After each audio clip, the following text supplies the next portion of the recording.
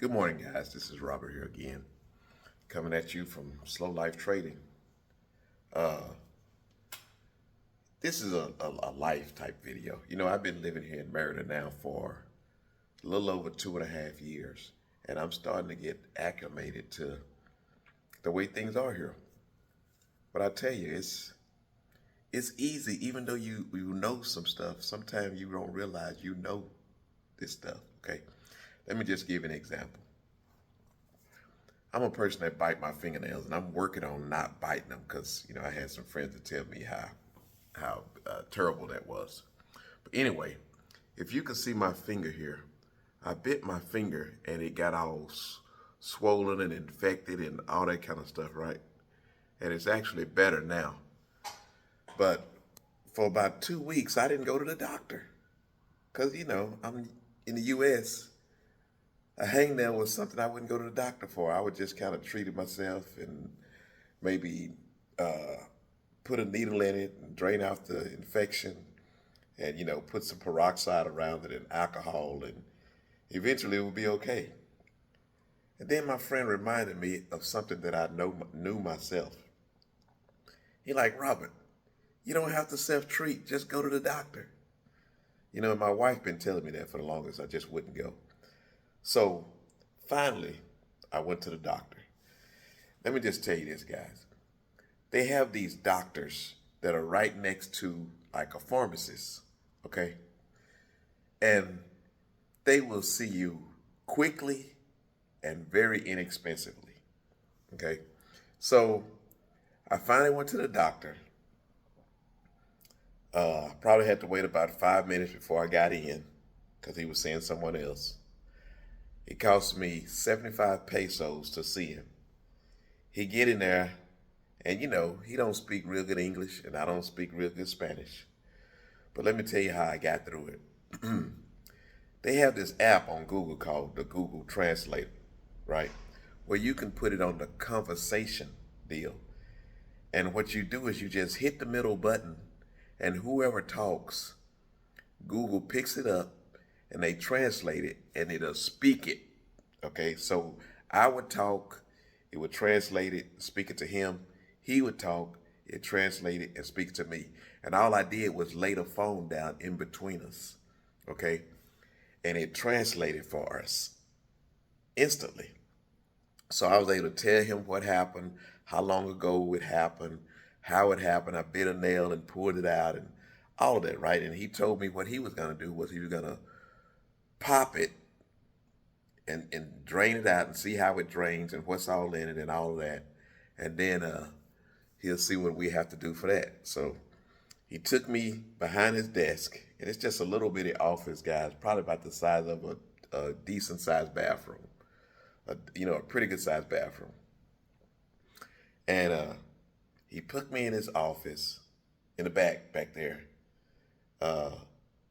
He got this little bitty needle, and it's a needle that it looks like if you want to check your blood, if you're a diabetic or something, a little bitty something about like that.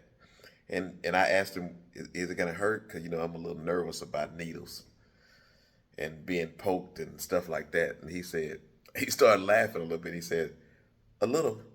And I'm like, okay, and I'm breathing all hard and getting all nervous and it seemed funny. I'm afraid of needles, but I done got plenty of shots in my life. But for some reason, this time I was extremely kind of nervous, and I don't know why. The finger was tender, first of all, and you couldn't barely touch it and all that, which is part of the reason I decided to go ahead on and go to the doctor. And I knew they were gonna have to pop it. Okay. As a mechanic, you used to hitting your finger with a hammer or a wrench or something, and you always getting your fingertips swollen and stuff, and you have to go to the doctor, and they take a hot needle and stick it through your nails so they can drain out the blood and and all that kind of stuff. Anyway, so this wasn't that bad, but he popped it, and he popped it, and I didn't even feel it hardly. But then he had to squeeze it, and he got all the pus out. That hurt it. Of course, he treated it with cleaned it all up first before he did all that with peroxide and wiped it all down. He put on his gloves and all of that, right? Then he popped it, and I didn't even feel it. Okay. And then he had to squeeze it. That hurt. I mean, it really hurt. He's squeezing it and he squeezed all the pus out, squeezed all the pus out. Then it was getting the blood. He said, "Oh, that's good. It's good that the blood is coming. And it's good that it's draining and all that." He said, "Okay, what I'm going to do is we're going to drain this out. We're going to clean it all up. And then I'm going to give you," he gave me two prescriptions. One of them was an antibiotic and I forgot what the other one was. Okay. And I was like, okay.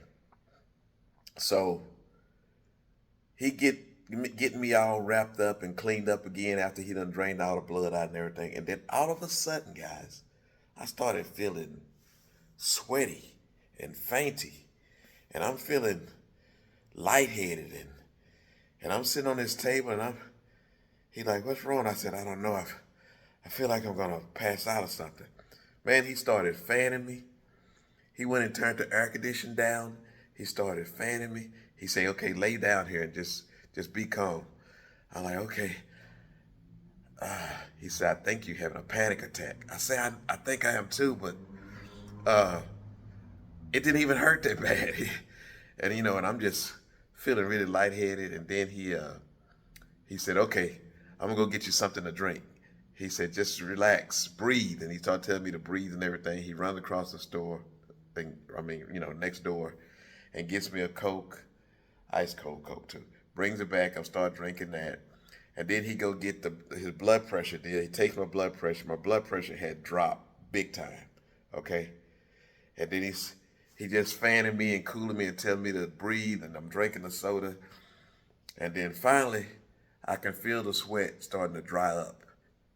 And then he checked my blood pressure again. The blood pressure started coming back up. And then he said, "Okay, wait here for 5 minutes.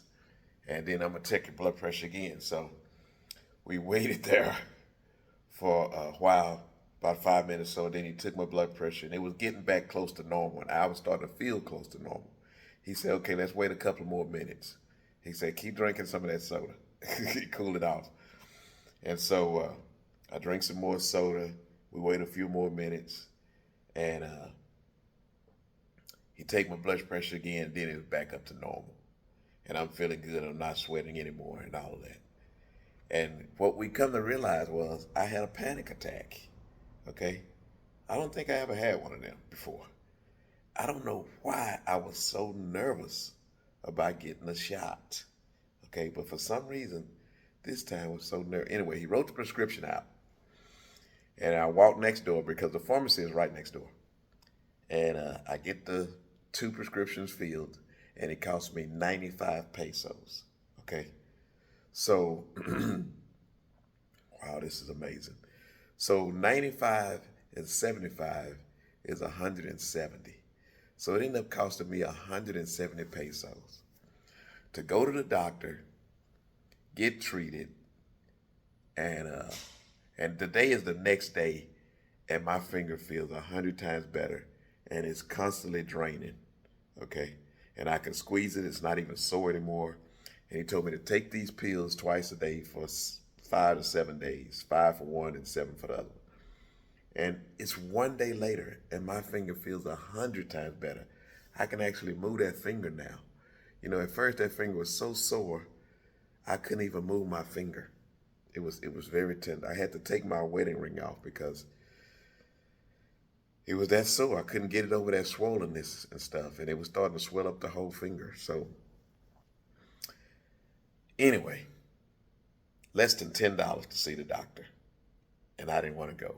But it wasn't a price, I don't think. It's just that in the U.S., you're not used to going to the doctor, at least I wasn't, for something that small.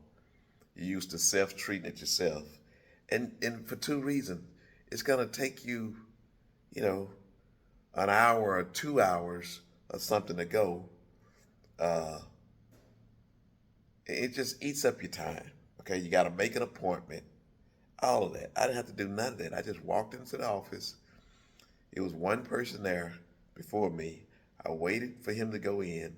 He went in, he treated me, and in less than 30 minutes, I'm back in my car and on my way home.